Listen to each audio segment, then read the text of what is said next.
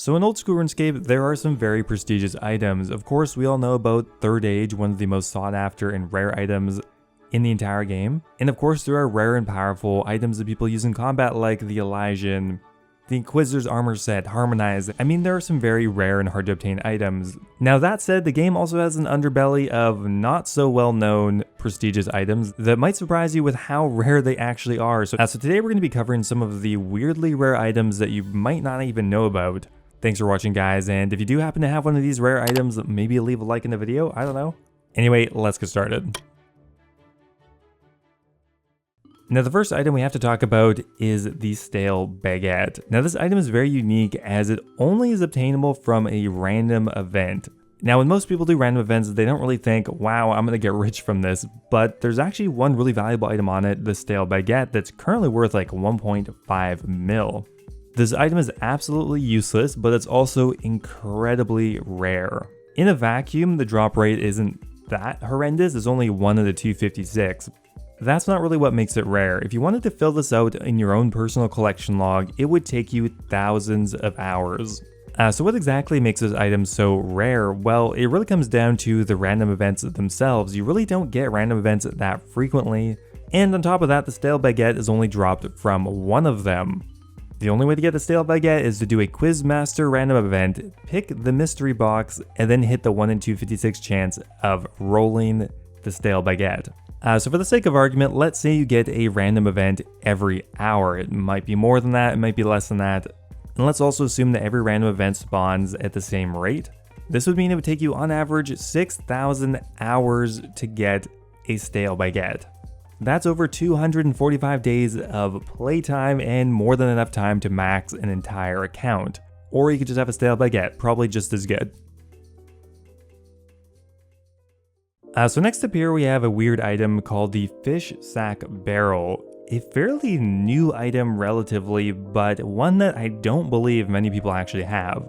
Now for those that don't know, the fish sack barrel is a combination item that requires you to combine a fish barrel from Temporos and a fish sack from aerial fishing. Now why is this item so rare? Well, mainly because of the fish sack. The only way to get a fish sack is to turn in 1,000 mulch pearls to Airy the Angler, and you can purchase it from his shop. It doesn't sound too bad, right? Well, no. On average, to save up 1,000 mulch pearls, that's going to take you around 50 hours.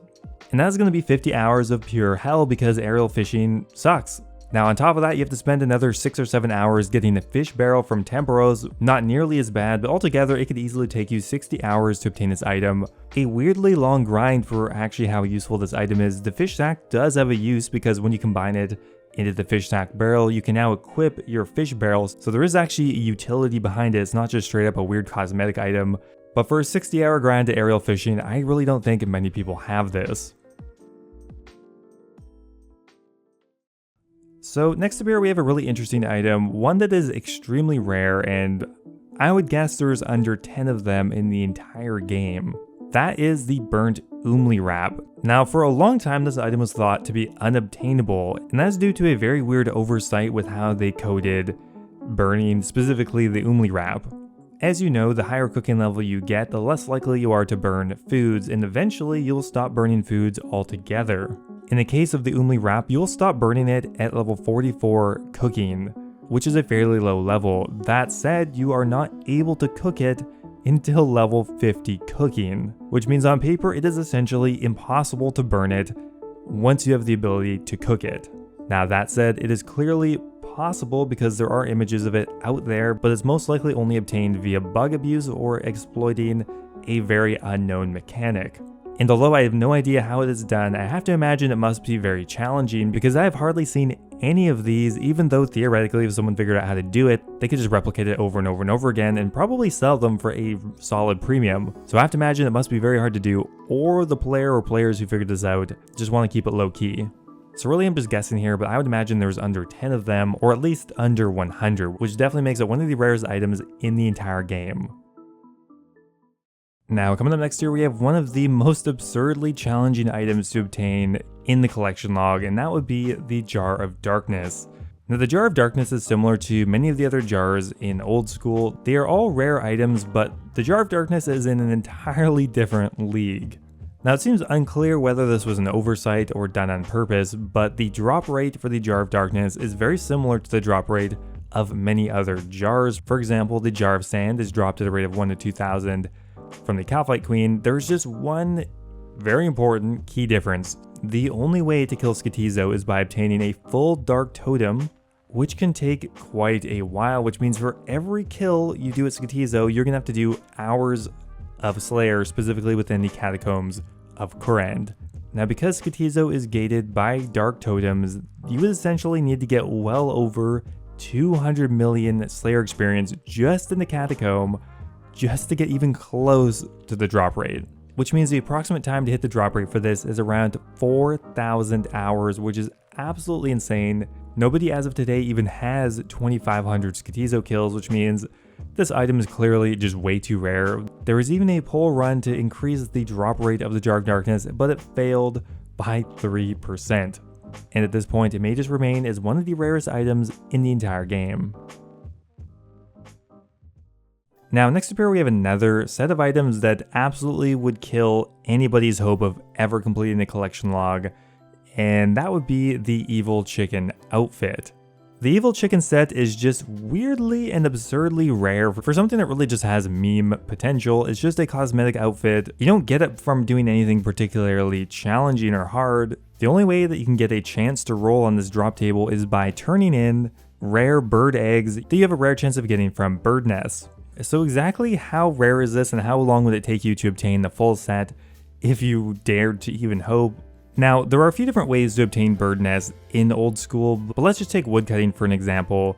A bird nest is dropped from woodcutting at a rate of about 1 in 256. Now, every time you get a bird nest, you have around a 1 in 32 chance of there being a rare egg in it. So on average, just to get the egg, you need to chop around 8,000 trees. Now here's a real kicker here. To get a piece of the Evil Chicken outfit, you on average need to turn in 300 eggs just to get one piece, because each piece individually has a drop rate of 1 in 1,200, which is absolutely absurd. This pretty much means that to obtain one piece of the outfit, you would on average need to chop 2,400,000 trees. And assuming that you chop oak trees, which I think would be the quickest, it would take you around 2,400 hours just to get one piece of the outfit, which is just absolutely insane. That's way too long. Which means most likely to obtain the entire Evil Chicken outfit, it would take you well over 10,000 hours of tree chopping just to get it. Now, obviously, there are other ways to get it, and I don't really think anyone would be insane enough to do it this way, but regardless of how you slice it, this item is way too rare, and is probably one of the most prestigious collection logs to have completed in the game. So anyway guys, that is going to be it for today's video. Obviously there are a ton of items that are rare in this game, and maybe some more that would even make this list, but I thought it was a little more interesting to look at unassuming items that maybe weren't even meant to be this rare. So anyway guys, thanks for watching as always, and I will see you next time. Now before I go here guys, I want to give a giant thank you to all of my members over on YouTube. Thank you so much to Sejuani's Flail, the Hybrid, Ocelot, and Kush Patel for all being subscribed at the Dragon tier. You guys are awesome. Thank you guys so much as always.